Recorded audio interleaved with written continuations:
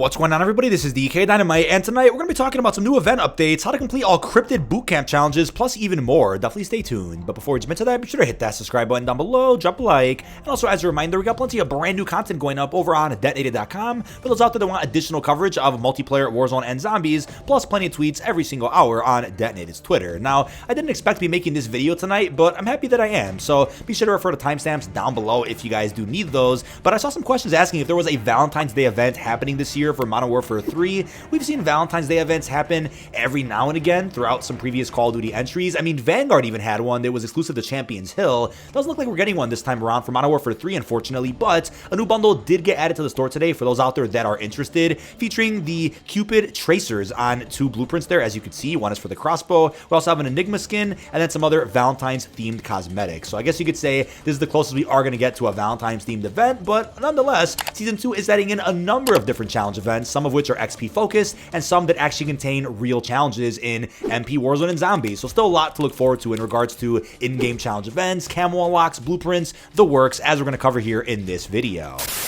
Now, before we continue, I just wanted to remind you about MitchCactus.com, where you can get assistance grinding camos, nukes, or schematics in MW3. These guys do not use unlock tools or any bannable methods and will actually help you play the game. Mitch Cactus is also supported by Trustpilot with over 10,000 verified reviews. You can use code Dynamite for a limited time to save 5% off your order. So also an update on what's going on next with the Horde Hunt Zombies event. So as you guys are aware, there's 2 collections that are currently locked, which means you can't actually complete the event to unlock the Killshots Operator skin. But as you can see, we're going to be looking at the Hellhound skulls starting this Wednesday when they add in a brand new LTM over for multiplayer. And I'm assuming we're going to start seeing Hellhounds spawn in over in Fortune's Keep if you guys do some of the zombie contracts. And obviously Hellhounds will also end up dropping some skulls while you play actual MWZ. Then it looks like the week after that, we'll end up getting a Mimic variant of that LTM for multiplayer, and then I'm sure we'll start seeing Mimics spawn in over in Fortunes, and they'll start dropping some skulls or bones over in the regular zombies mode. But taking a look at the current lineup for upcoming playlists in multiplayer, as you can see, we have the Horde Hunt Hellhound Pound mode coming out this Wednesday, which will be streaming live here on the channel. We have Departures 24/7 and Snipers Only also coming into the mix. Now, it does look like the Armored Apocalypse, which is another variant of Horde Hunt, is going to be removed this Wednesday along with Small Map Mosh Pit, but we'll see what happens later on. It looks like we'll be able to complete the Skull Collection challenges for Horde Hunt beginning next week though, which is just the way that the event was designed. But also real quickly, when it comes to the events, it does look like the Walking Dead event does begin on February 28th and will end on March 6th, whereas a Dune event will start March 6th and end on the 13th of March. And lastly, a Warhammer collab will begin on the 13th of March and will end on the 27th, just before the start of Season 3, which is the first week of April. So quite a few events still lined up. I'll be making separate videos talking more about those other ones in regards to the challenges and rewards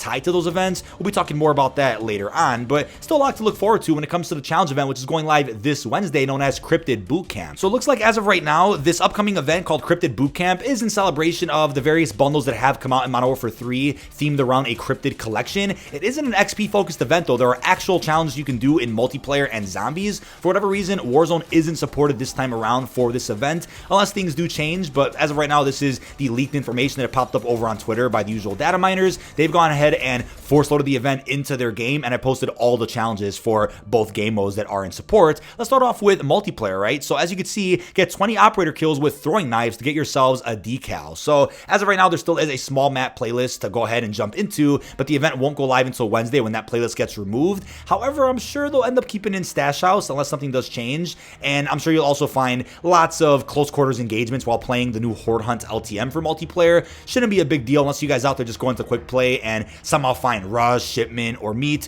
whatever the case is. But throwing knife kills definitely aren't that hard, especially when you run multiple throwing knives in one class, depending on the perks and gear that you're actually running. But then we have get 50 one-shot, one-kill operator kills with iron sights equipped to a sniper. That'll give you a loading screen, and this isn't really that difficult if you're a fan of sniping. I think iron sight sniping is a ton of fun in just about any Call of Duty that supports it, but in Modern Warfare 3 specifically, the snipers feel pretty damn good. And obviously, the smaller the map, you can argue the harder it would be to get snipe kills, but with an iron sight, I think it's actually a lot easier, but it all depends on your experience while using sniper rifles. I'll show you some examples on screen of a sniper that I was using with a very particular iron sight, and just how easy it was to get a bunch of kills here inside of a match of multiplayer. And obviously, you can do these challenges across several matches, not just one. But next up, get 40 operator kills with the Marksman rifle conversion aftermarket part equipped while using the threat identification system, which is gear, and Stalker Boots perk. So that will end up rewarding you with a charm, and 40 operator kills sounds like like a lot, but Marksman rifles are pretty OP inside of MP, and as you can see, once again, the conversion kit for this Marksman rifle can only be equipped after you max out the weapon, whereas threat identification is a form of gear that you guys maybe weren't familiar with. I know there's a few challenge events that have happened in Modern Warfare 3 where it says to use something very specific, and we're like, wait, what's a blacklight flashlight? And what do you know? It's a piece of gear or one of the perks, and people out there just seem to forget what some of those things are. But next up, get 2 operator kills with a shotgun or melee weapon in 1 life. Now, obviously, the smaller the map, the easier. That's why I said we're lucky that we got Stash House with Season 2, because you're probably going to see it very common in rotation in the Horde Hunt mode, or if there is a small map playlist offered while any of these events are active. But 2 kills in 1 life, again, probably easier to do with the shotgun, especially if you're running a meta loadout with, let's say, Dragon's Breath. But melee weapon, if you're feeling up to it, maybe throw some smoke or, you know, run the right perks and navigate your way around the environment and get 2 quick kills before dying. Next up, get 75 operator kills with a suppressor equipped while using the Ghost TV camo perk. That'll reward you with an emblem. So 75 kills is a decent amount. I mean, for those out there that want to get this done, hopefully in 1 game, I'd obviously recommend going for longer matches of domination or hardpoint.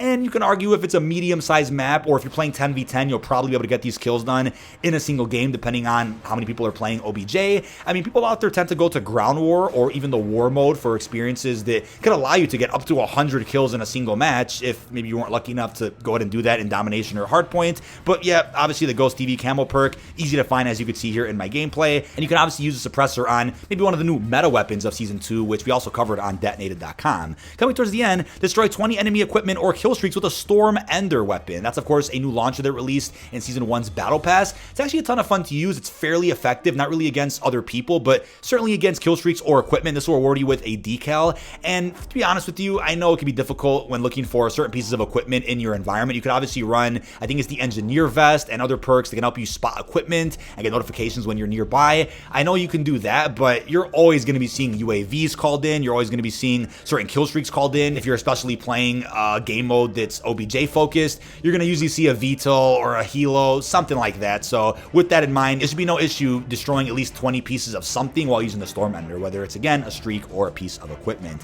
Lastly, get 20 operator melee kills while in smoke, and that'll reward you with an emblem. So without a doubt, I mean, it's common sense here. The smaller the map, the easier this will be. If you manage to get a bunch of people kind of bombarded with smoke in a certain area of the map, you could certainly make your way up to them and probably get 2 or 3 of those kills at once. Or again, just take your time with it. If you're playing on a bigger map, just make sure you throw the smoke in the right vicinity and just make your way through that smoke and somehow melee that enemy as quick as you possibly can. Now, that was a bit of a gameplay walkthrough of these challenges in multiplayer, but what I still will read for you guys is the challenges over in zombies, because they're pretty self-explanatory, and I guess they don't require that many tips behind them, because hey, it's not PvPvE, it's just PvE in zombies, right? So get 120 zombie kills with throwing knives, get 10 special zombie critical kills with snipers, destroy 3 harvester orbs, destroy 50 hellhounds with shotguns, and then get 100 zombie kills while using Ether Shroud, and also get 75 brain rot kills, followed by eliminating 5 big bounty targets with mystery box weapons. So those are obviously not that difficult to do either, but I would argue it's probably faster to get all these challenges done in multiplayer if you're not seasoned that well with Modern Warfare Zombies, if you're not decked out,